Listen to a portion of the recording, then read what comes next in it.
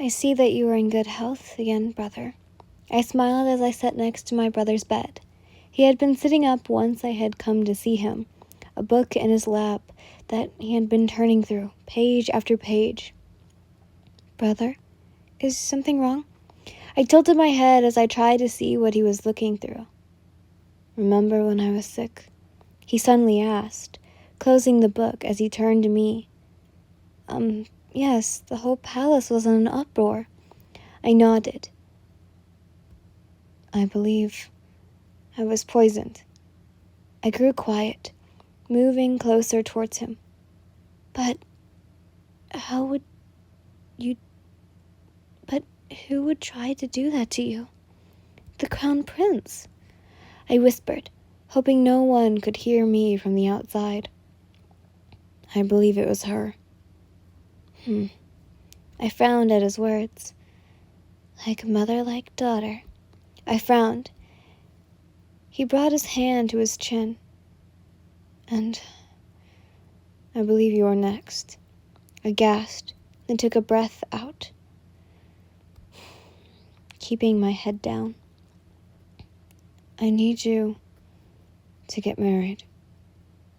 And I know that's hard. We both stayed there in silence. That would be the only way to keep you safe. He hummed. That was over 3 months ago, and here I was, inside the largest empire, with one of the princes being so picky that one wrong move is death. My stepmother was particular about me going there. I sat in a room fully by myself. I was the last, destined to die, all thanks to her. Lady Yen, one of the servants I had grown used to seeing every time a lady was picked. Why the Crown Prince? I sighed to myself, hoping my brother was right about this. That if I played my cards right, I would at least stay alive. As I walked through the halls, murmurs on how the prince was in such a foul mood to begin with. Negative 100 points on survival. I sighed as we made it through the door, and I felt as if the whole mood had shifted once more. Now entering Lady Yin. I took a small intake as the doors opened, and ever so slowly, I walked in. The Emperor, the Empress, and him, the Crown Prince himself. Greetings, Your Majesties. I spoke as I bowed, making sure not to stare at the prince too long. Thank you for allowing me to take your time today. The Empress only nodded. Don't be. We made this day for the ladies who have traveled so long to be here. The Emperor nodded along with their words. It isn't every day that we meet such fine ladies. He paused, looking over towards the prince, as he rested his arm on the armchair, resting his head in his hand. He looked over, his eyes narrowing, and in silence, we stared at each other, as if one look away would kill the other.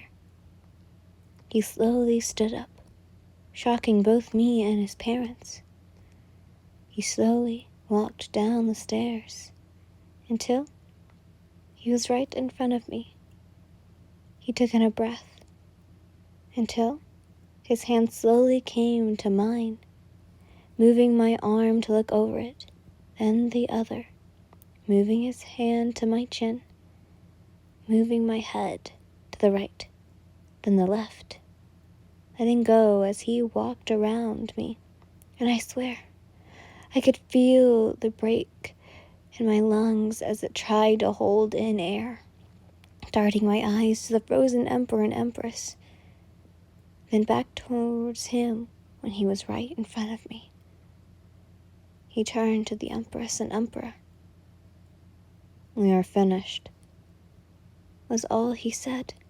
I was shocked. What did he mean by that?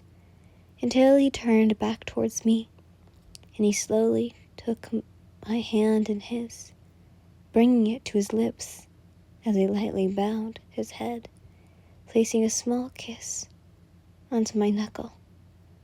His eyes showed through his lashes, as if reading me, until he stood up, walking past me.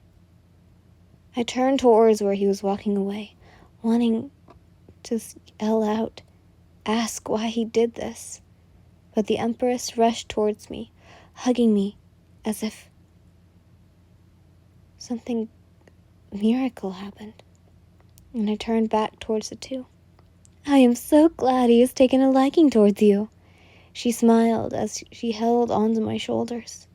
The Emperor walked towards my side. I was quite surprised when I saw him touching you. I froze.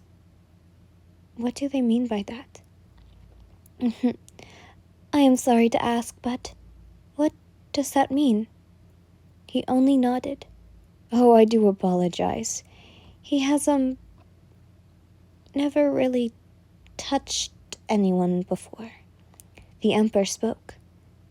It started when he was around 5, where he couldn't even touch me. He was very picky on who was serving him.